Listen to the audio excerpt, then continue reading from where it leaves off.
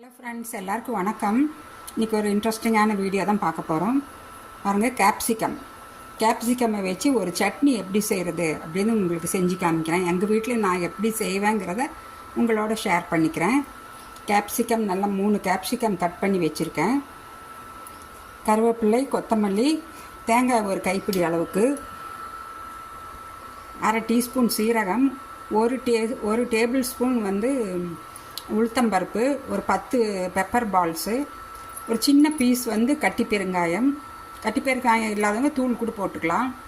வெங்காயம், சின்ன வெங்காயம் ஒரு 10 வெங்காயத்தை இது மாதிரி கட் பண்ணி வச்சுருக்கேன். இஞ்சி ஒரு சின்ன பீஸு, பூண்டு ஒரு 2 பூண்டு இது மாதிரி கட் பண்ணி வச்சுருக்கேன்.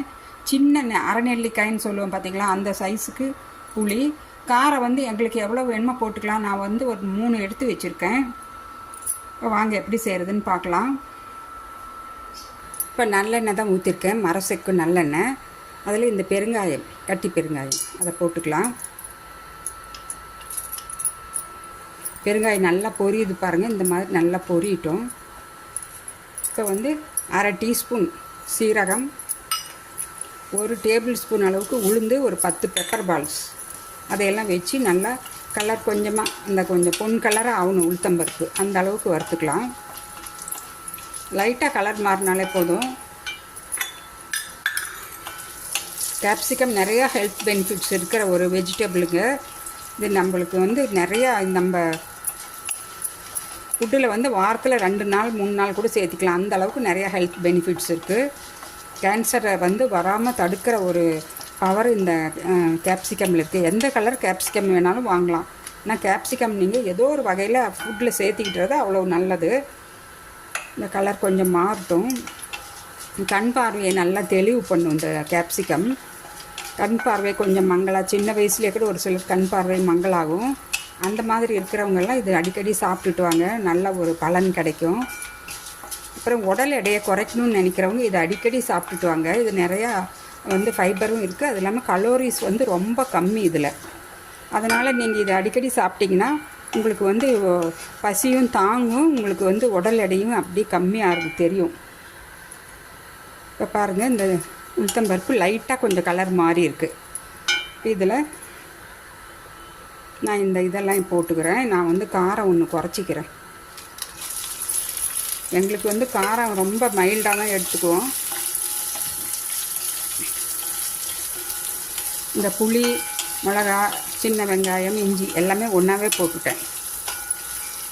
இதை அப்படியே வதக்கிக்கலாம். கொஞ்சம் வதங்கினாலே போதும். கேப்சிகம் போட்டுக்கலாம்.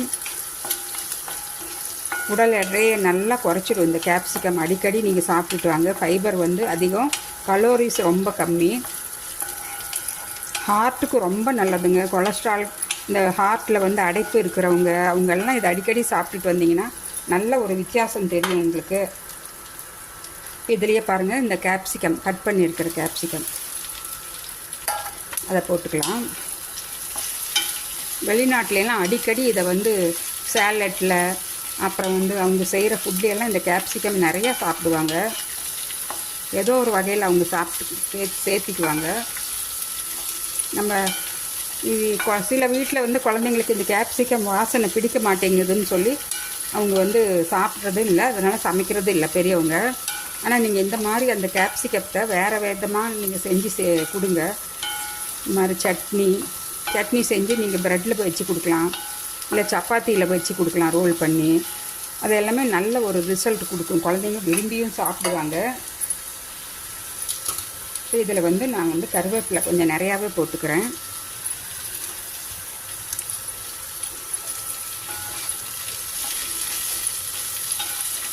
இந்த பச்சை கலர் மட்டும் இல்லைங்க, ரெட்டுலேயும் நிறையா ஹெல்த் பெனிஃபிட்ஸ் இருக்குது, மஞ்சள்லேயும் இருக்குது. எது கிடைக்குதோ அதை வாங்கி நீங்கள் வாரத்தில் 2 நாள் 3 நாள் சாப்பிட்டுட்டு வாங்க. உடல் எடை குறையும், வயிறு தொப்பை பெருசாக இருக்கிறவங்களுக்கும் நல்ல ஒரு ரிசல்ட் கொடுக்கும். இப்போ இந்த கேப்சிகம் பாருங்கள் நல்லா வதங்கிடுச்சு. போதும், ஸ்டவ் ஆஃப் பண்ணிடலாம். இந்த கடாய் சூட்லேயே கொஞ்சம் நேரம் இருந்ததுன்னா இன்னும் உங்களுக்கு நல்லா வதங்கி வந்துடும். பாருங்கள், நீங்கள் கரண்டியால் இப்படி தொட்டாலே உங்களுக்கு நல்லா கட் ஆகுது கேப்சிகம். அவ்வளோதான். இது ஓவர் குக் பண்ணக்கூடாது. தண்ணியெல்லாம் ஊற்றி நீங்கள் வேக வைக்க வேண்டியதே இல்லை. இதை ஸ்டவ் ஆஃப் பண்ணிட்டேன். இந்த கொத்தமல்லி தழை, தேங்காய், இதெல்லாம் வந்து நல்லா அந்த கடாய் சூட்லேயே நல்லா வறுபட்டுடும். தேங்காய் வந்து ஆப்ஷனல் தான், உங்களுக்கு பிரியம் இருந்தால் தேங்காய் போட்டுக்கலாம். தேங்காயும் போட்டால் டேஸ்ட்டு நல்லாயிருக்கும். தேங்காயிலே நல்லா குட் கொலஸ்ட்ரால் இருக்குது. ஆனால் ரொம்ப நேரம் தேங்காயை கொதிக்க வச்சா அது பேட் கொலஸ்ட்ராலாக மாறிடும். அதனால் தேங்காய் போட்டு செய்கிற ஐட்டமெல்லாம் நீங்கள் ரொம்ப கேர்ஃபுல்லாக சமைச்சு சாப்பிடுங்க. ரொம்ப கொதிக்க வைக்கக்கூடாது தேங்காய் போட்டால். உடனே நீங்கள் வந்து ஸ்டவ் ஆஃப் பண்ணிடணும். தேங்காய் போட்டால் ஒரு நிமிஷம் அல்லது 2 நிமிஷம் தான் கொதிக்கணும். அப்போ தான் அந்த தேங்காயோட ஃபுல் ஹெல்த் பெனிஃபிட்ஸும் எங்களுக்கு கிடைக்கும். நல்ல பெனிஃபிட்ஸு. இல்லைன்னா அதுக்கு பேட் கொலஸ்ட்ராலாக மாறி எங்களுக்கு வந்து அடைப்பு, ரத்த குழாய் அடைப்பு, அப்புறம் கொலஸ்ட்ரால் அது மாதிரியெல்லாம் வந்துடும். இந்த கடாய் சூடில் இருந்தாலே போதும் தேங்காய். இது நல்லா ஆறுனப்புறம் நான் மிக்ஸி ஜாரில் போட்டு துவையலா சட்னியாக அரைச்சி காமிக்கிறேன். இப்போ இந்த ஸ்டவ்வை ஆஃப் பண்ணிவிட்டு நான் கொஞ்சம் ஒரு 1/2 டீஸ்பூன் மஞ்சத்தூளும் ஆட் பண்ணிக்கிறேன்.